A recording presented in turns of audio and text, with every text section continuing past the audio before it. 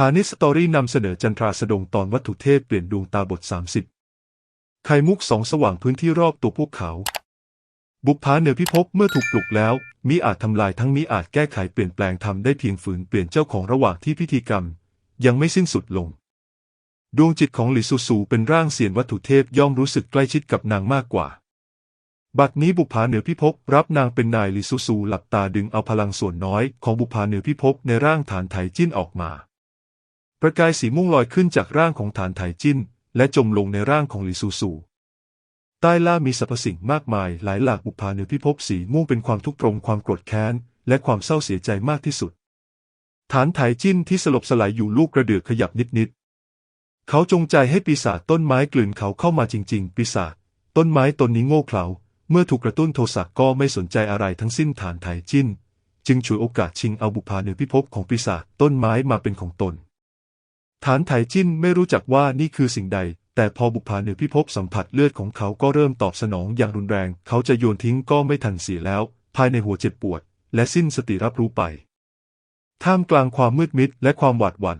ไม่สิ้นสุดเขาเหมือนจะกลับมายังวังหลวงของต้าสยาที่เคยอาศัยอยู่ในวัยเด็กเขานั่งพิงอยู่หลังภูเขาจำลองมองฮองเฮาแคว้นศัตรูซับเหงื่อให้องค์ชายน้อย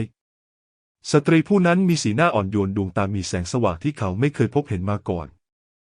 ฐานไถจิ้นได้ยินฮองเฮาถามลินวันนี้เล่าเรียนสิ่งใดมาบ้างเซียวลินที่ผิวพรรณขาวผ่องหน้าเอ็นดูตอบทูลเสด็จแม่วันนี้ราชครูสอนหลักการแก้ปัญหาอุทกภัยแม่ทัพหลิวสอนลูกขี่ม้ายิงธนูฮองเฮาระบายยิ้มโอรสของข้ายังเยาว์วัยสิ่งที่ราชครูกับท่านแม่ทัพสอนลินเข้าใจด้วยหรือเซียวลินพยักหน้าความรู้ที่ได้จากตำราอย่างไรก็ตื้นเขินราชครูบอกว่าเรียนรู้หลักการให้เข้าใจแต่เนิ่นๆจะได้นำไปปฏิบัติจริงได้โดยเร็วหมัวข้างกายฮองเฮาว่าฮองเฮากลัวองค์ชายจะลำบากจึงอุ่นน้ำแกงมาให้และรออยู่ที่นี่มาตลอดเพคะนางกำนันยกกล่องใส่อาหารเข้ามากลิ่นหอมอบอวลร่างเล็กมอมแมมของฐานไถจิ้นนั่งอยู่หลังภูเขาจำลองเฝ้ามองพวกเขาอย่างเย็นชาท้องเขาหิวโหยจำไม่ได้ว่าไม่ได้กินอาหารมากี่มื้อแล้วฐานไถจิ้นยกรองเท้าหุ้มแข้งที่มีรูขึ้นมาเหยียบมดบนพื้นดินจนตายพลางจ้องมองฮองเฮาเดิมทีเขาก็มีมารดาเหมือนกันแต่ถ้ามารดาเขามีชีวิตอยู่เขาก็ต้องตายเขาเลือกที่จะเกิดมาในวัยที่ยังไม่รู้ประสาก็ฆ่ามารดาของตนเองเสียแล้วฐานไถจิ้นมองเซียวหลินมืออดกำใบหญ้าแน่นไม่ได้เขามักได้ยินคนในวังคุยกันว่าองค์ชาย6เก่งกาจเพียงใด7 ขวบท่องกลอนได้แม้แต่องค์ชาย4ในวัย12 ขวบยังสู้ไม่ชนะเขา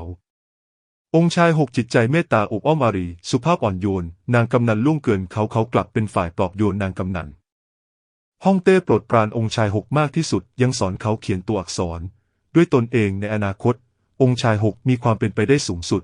ที่จะเป็นผู้สืบบัลลังก์เขาจะเป็นฮ่องเต้ผู้ปราดเรื่องแต่งภรรยาที่งดงามที่สุดในใต้ล่าเป็นที่รักและเคารพของปวงประชาองค์ชาย6เซียวหลินอย่างนั้นหรือมารดาที่ดีที่สุดฐานะที่สูงสักที่สุดผู้มีพรสวรรค์ในการฝึกยุทธสำนวนโวหารอันโดดเด่นอนาคตที่เจิดจรัสที่สุดฐานไถจิ้นพิงภูเขาจำลองในตาดำมืดไร้ประกาย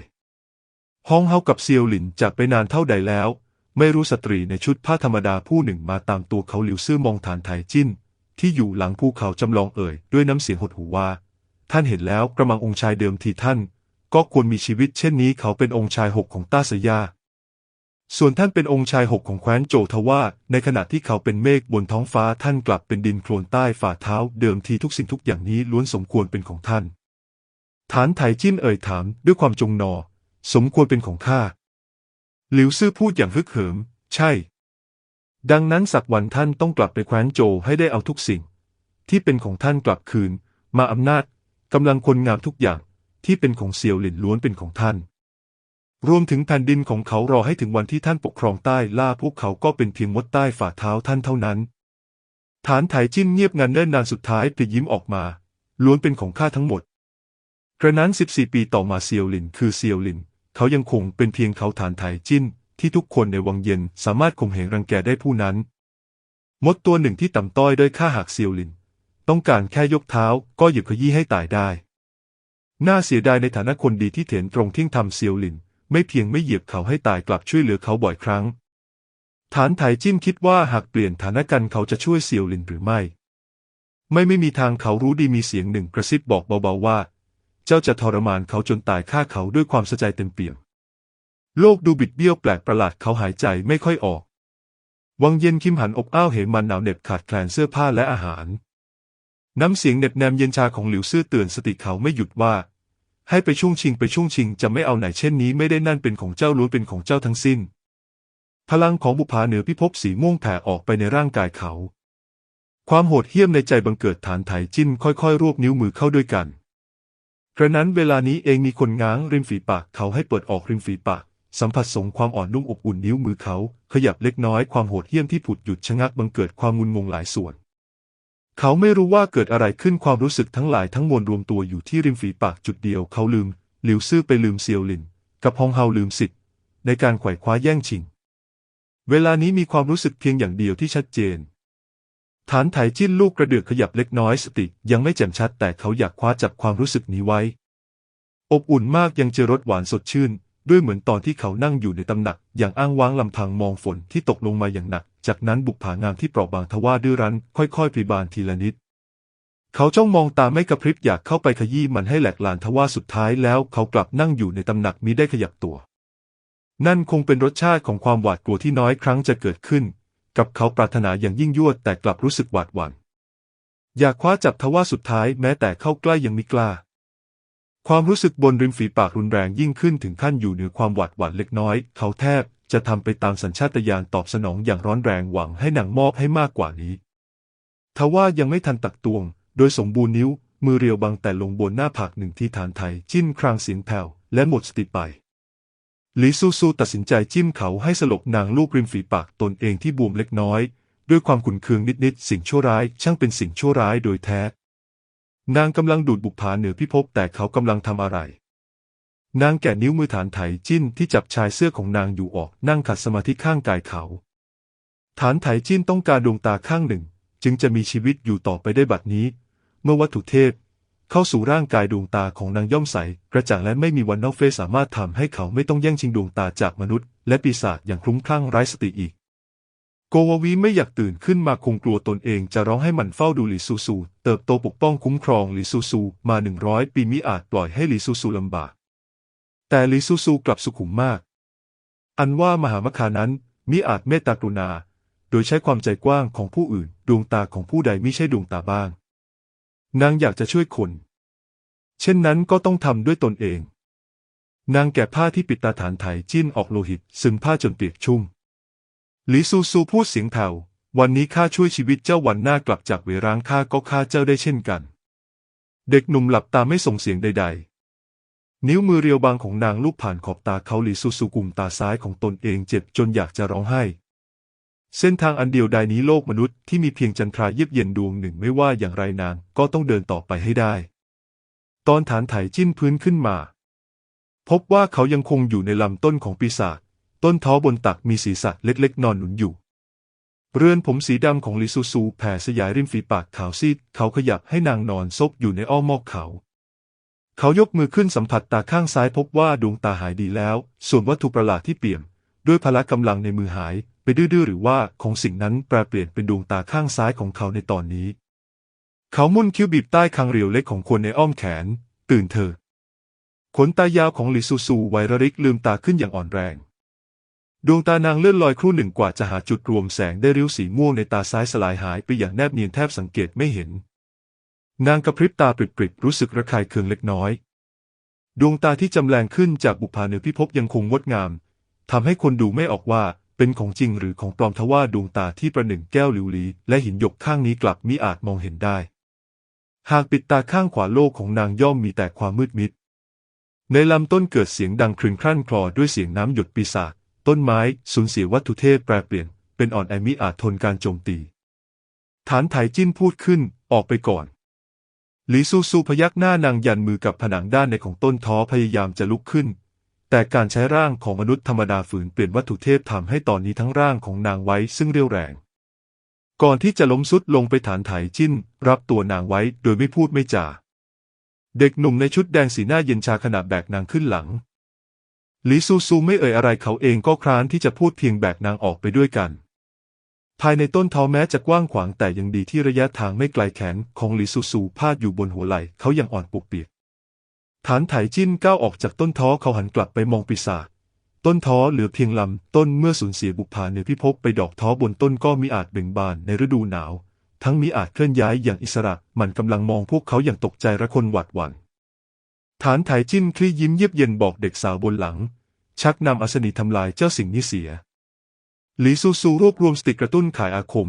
โดยให้ต้นท้อเป็นจุดศูนย์กลางอัศนีลี้ลับพาลงมาสายฟ้าสีม่วงหนาเท่าต้นขาสายแล้วสายเล่าฟาดใส่ปีศาจต้นท้อจนมันแผดเสียงร้องโหยหวนมันไม่มีบุปผาเหนือพิภพแล้วย่อมไม่มีความสามารถในการเคลื่อนย้ายอย่างอิสระอีก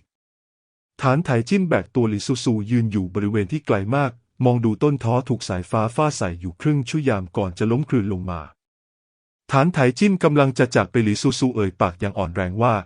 พวกเรายังต้องไปตามหาเสี่ยวโยฐานไถจิ้นพูดขึ้นเป็นเจ้าที่รับปากไม่ใช่ข้า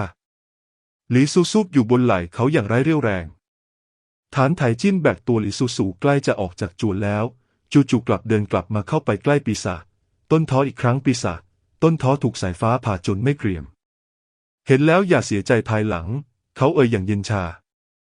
หลีซูซูลืมตามองศพของหญิงสาวใต้ต้นท้ออย่างเศร้าสลดร่างกายของพวกนางถูกกิ่งก้านของต้นท้อแทงทะลุกลายเป็นสารอาหารของต้นท้อไปแล้วต้นท้อเจริญเติบโตจนมีขนาดใหญ่เช่นนี้เพราะฆ่าคนไปนับไม่ถ้วนศพของสตรีวัยแรกรุ่นเหมือนคุณชายหวังเหลือเพียงถุงหนังที่หน้าสปริงมีศพมากมายถึงเพียงนั้นถึงขั้นแยกแยะไม่ออกว่าใครคือเสี่ยวโยหลีซูซูพูดขึ้นพวกเราไปกันเถอะฐานไถจิ้นตอบรับว่าคำหนึ่งและออกจากจวนของขหบดีหวังไปท้องฟ้ายังไม่สว่างบนท้องถนนยังแขวนขวดสีแดงสายลมพัดโคมจนเงาแกว่งไกวให้ความรู้สึกวังเวงน่ากลัวตัวการที่เป็นต้นเหตุของเรื่องทั้งหมดนี้ได้กลายเป็นซากไม้เหี่ยวแห้งกองหนึ่งแล้ว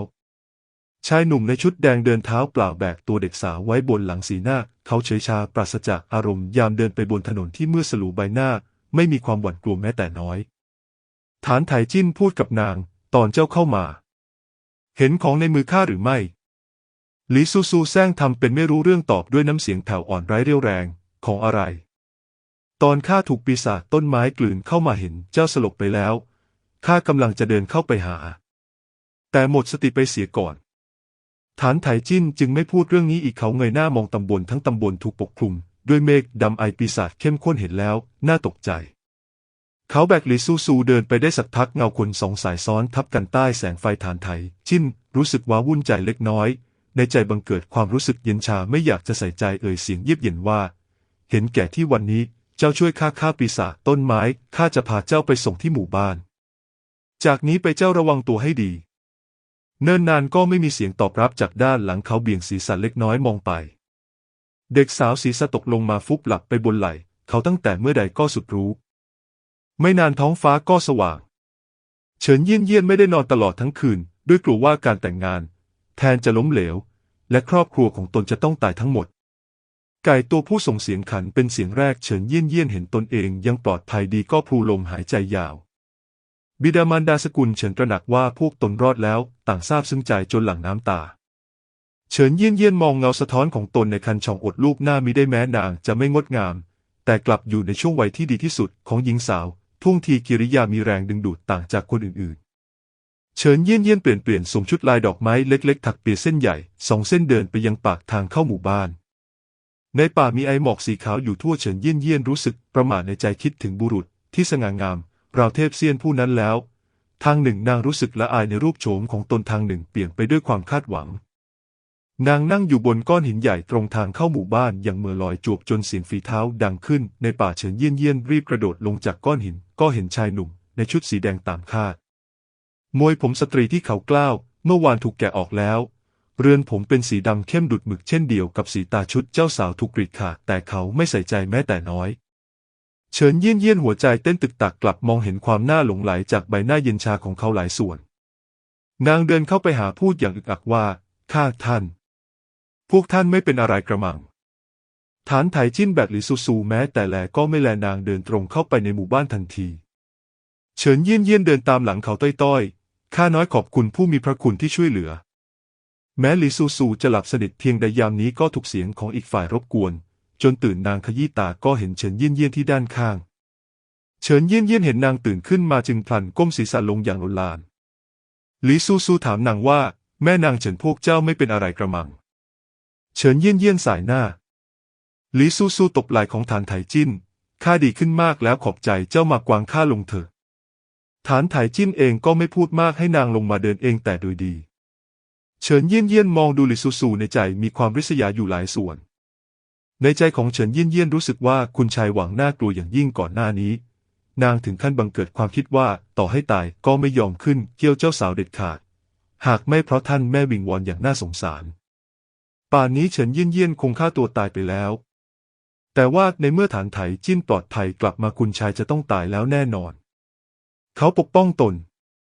นิ้วมือของเฉินเยี่ยนเยี่ยนบิดเสื้อผ้าคุยกับหลีซูซูว่าแม่นางยี่คุณชายหวังผู้นั้นถูกพวกท่านกำจัดไปแล้วหรือหลีซูซูพยักหน้าเล่าเรื่องของปีศาจต้นไม้ให้เฉินเยี่ยนเยี่ยนฟังคร่าวๆเฉินเยี่ยนเยี่ยนเอ่ยเป็นปีศาจต้นท้อหรือนี่มันตายแล้วพี่น้องในหมู่บ้านย่อมไม่ต้องอยู่อย่างอกสันขวัญแขวนอีกฐานไถจิ้นหันหน้ามามองประเมินเฉินเยี่ยนเยี่ยนด้วยใบหน้าเรียบเฉย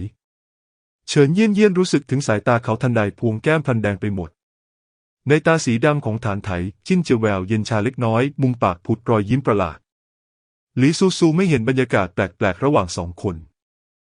นางยังไม่ชินกับบุปผาเหนือพิภพในเบ้าตาก่อนหน้านี้นางรีบร้อนช่วยคนกลับลืมเรื่องสำคัญไปเรื่องหนึ่งควรจะถามปีศาจต้นไม้ถึงวิธีเข้าไปในเวร้างสิ่งที่ทำให้หลีซูซูหนักใจยิ่งกว่าคือเสี่ยวโยตายแล้วเสี่ยวหลิงกับท่านตาท่านยายจะต้องเสียใจมากแน่ๆหลีซูซูขบคิดเรื่องต่างๆในใจนางเดินอยู่ข้างหน้าทั้งสองคนเสื้อผ้าของนางไม่สะอาดเท่าเฉินเยียนผมที่กล้าวไว้หลุดลุ่ยออกมาดวงหน้าเล็กสกปรกมอมแมมกอดแขนสร้างความอบอุ่นให้ตนเองท่ามกลางไอหมอกยามเช้าเฉินเยี่ยนเยี่ยนพลันมีความมั่นใจมากขึ้นหลายส่วนนางเหลือบตามองฐานไถจิ้นกลับเห็นในตาดำเข้มของเขาจับอยู่ที่ร่างของลีซูซูข้างหน้าสีหน้าไม่บ่งบอกอารมณ์ความริษยาครอบงำจิตใจดุจงูพิษตัวหนึ่งเฉินเยี่ยนเยี่ยนไม่เอ่ยปากพูดอะไรอีกนางเดินกลับบ้านไปผู้ใหญ่บ้านรู้ว่าปีศาจต้นท้อถูกกำจัดแล้วทั้งโกรธแค้นทั้งยินดีบุตรสาวของเขาก็ถูกปีศาจต้นไม้จับตัวไปเหมือนกันวันนี้ครอบครัวที่สูญเสียบุตรสาวไปต่างไปที่จวนของคาบดีหวังในตัวตำบลเพื่อหาศพของบุตรตนเสี่ยวหลิงตาแดงก่ำจะโขกศีรษะให้หลีซูซูหลีซูซูดึงตัวนางไว้และลูบผมนางเสี่ยวโยตายเพื่อปกป้องพวกเจ้ามีชีวิตที่ดีนี่ก็คือความปรารถนาที่ยิ่งใหญ่ที่สุดของเสี่ยวโยเสี่ยวหลิงต้องมีชีวิตอยู่ต่อไปแทนพี่สาวด้วยนะเสี่ยวหลิงสะอึกสะอื้นนางพงกศีรษะก่อนจะขยับเข้าไปข้างหูของหลีซูซูกอดคอหลีซูซูไว้พลันพูดเสียงค่อยว่าแม่นางเยี่ยท่านต้องระวังเฉินเยี่ยนเยี่ยนก่อนจะจากกันถ้าชอบก็ฝากกดติดตามฐานฮิตสตอรี่กดซับกดกระดิ่งเพื่อไม่ให้พลาดคลิปถัดไป Don't need no warning. This feeling's right. Vibrations show through my bones. Sensations flow through your glow.